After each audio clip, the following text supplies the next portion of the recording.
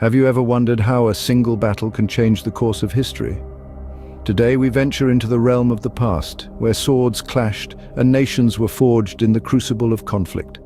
We are talking about battles, monumental events that have time and again redefined the trajectory of civilizations. From the ancient times, where the Battle of Marathon saw a handful of Greeks defy the mighty Persian Empire, to the pivotal Battle of Hastings, that forever shifted the balance of power in England.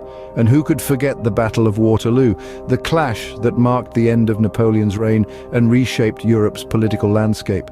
Each of these battles tells a compelling story of courage, strategy, and the indomitable human spirit. They are not just historical events, but turning points that have crafted the world as we know it today. So are you ready to dive into these epic battles and explore their significance? Hey, picture this. It's 490 BC and we're at the Battle of Marathon. The Athenian city-state stands alone, facing the mighty Persian Empire on the plains of Marathon. The stakes are high. This isn't just a battle for survival, it's a battle for the very identity of Greece.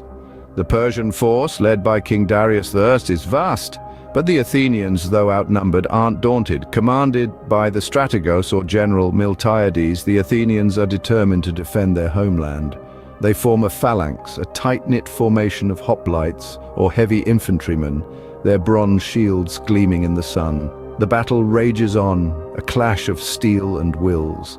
The Athenians hold their ground, their phalanx proving to be an impenetrable wall. The Persians, for all their numbers, struggle to break through. It's a testament to Greek courage and ingenuity, a demonstration of the power of unity and discipline.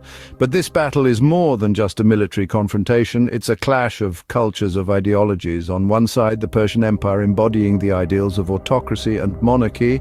On the other, the city-state of Athens, a beacon of democracy and freedom. Against all odds, the Athenians prevail. The Persian force is routed, driven back to their ships. It's a decisive victory for Athens, a victory that sends shockwaves through the ancient world. The Greeks have held their ground, they've defended their way of life, they've shown the world that they won't be subjugated, that they won't bow to tyranny. This victory at Marathon marks a turning point in the Greco-Persian Wars. It bolsters the Greek city-states, giving them the confidence to stand against the Persian Empire. It's a moment that echoes through history, shaping the course of Western civilization. The Battle of Marathon isn't just a historical event. It's a symbol of resistance, of the indomitable spirit of freedom. It's a testament to the power of unity, of the strength that comes from standing together in the face of adversity. The Battle of Marathon thus laid the foundation of what we now know as Western civilization. Fast forward to 1066. A year that saw the famous Battle of Hastings. This was not just another battle, but a turning point that would redefine the future of England. Now, who were the key players in this historic battle? The main contenders were William of Normandy, better known as William the Conqueror, and the English king, Harold Godwinson. Both claimed the throne of England, but only one could rule. King Harold, who had recently defeated the Viking invaders at the Battle of Stamford Bridge, had to march his weary men south to face this new threat. William, on the other hand, had spent considerable time preparing his forces and was ready to stake his claim on English soil. The battle was fierce, and the English shield wall held strong for most of the day, but the Normans had a tactic up their sleeves. Feigning retreat, they lured sections of the English forces away from their strong defensive line, creating gaps for the Normans to exploit. This was a game-changer. The turning point came when King Harold was struck in the eye with an arrow, a blow that turned the tide of the battle and led to the defeat of the English forces. With their king fallen, the English resistance crumbled. William the Conqueror had lived up to his name. The aftermath of this battle was monumental. William's victory marked the beginning of Norman rule in England. The Anglo-Saxon nobility was replaced by a Norman one, the language and culture were profoundly influenced, and the architecture of the country was transformed. In essence, the Battle of Hastings reshaped England's identity. This battle was not only a pivotal moment in English history, but also a defining moment in world history. It set a precedent for the concept of the divine right of kings and the idea that a king's legitimacy came from victory in battle, not just lineage. The Battle of Hastings indeed forever changed the landscape of England. Moving on to 1815, we find ourselves amidst the chaos of the Battle of Waterloo. The air is thick with gunpowder smoke, the ground rumbles under the hooves of charging cavalry, and the fate of Europe hangs in the balance. Waterloo, a small town in present-day Belgium, became the stage for one of history's most significant battles.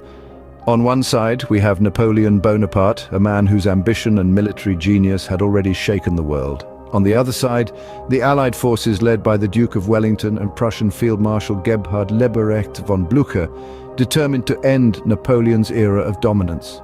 The battle was fierce and bloody, with both sides suffering heavy casualties. Napoleon, ever the tactician, had hoped to separate the Allied armies and defeat them in detail, but the Allies held firm, their lines bending but not breaking under the relentless French assault. As the day wore on, the tide began to turn. The late arrival of Prussian reinforcements tipped the scales in favor of the Allies. Napoleon, realizing the battle was lost, attempted to rally his troops for one last charge, but it was too late. The Battle of Waterloo marked the end of Bonaparte's reign. He had risen from obscurity to become the ruler of France. His armies had marched across Europe, and for a time he seemed invincible. But Waterloo shattered that illusion. Napoleon was captured and exiled to the remote island of St. Helena, where he would spend the rest of his days. The Battle of Waterloo was more than just a military clash. It was a pivotal moment in European history. It ended the Napoleonic era and led to a significant reshaping of the European political landscape. The Congress of Vienna, which followed the battle, established a new balance of power that would maintain peace in Europe for nearly a century. The Battle of Waterloo, a decisive moment, ended the reign of one of history's most famous figures, Napoleon Bonaparte. It's fascinating, isn't it? How a single day of battle can alter the course of history. We've journeyed together through epochs, witnessing the raw power of conflict in the Battle of Marathon, where the concept of democracy managed to survive. We've stood on the muddy fields of Hastings, a day that marked the beginning of a new era in England, and we've felt the ground tremble beneath our feet at Waterloo, a battle that reshaped Europe and ended the Napoleonic era. Each of these battles, though separated by centuries and geography, share a common thread. They all served as pivotal moments, creating ripples that extended far beyond the battlefield. They didn't just decide the fate of kings and countries. These battles shaped the world as we know it today. So next time you read about a battle, remember it's not just about the fight, it's about the ripple effect that can change the world.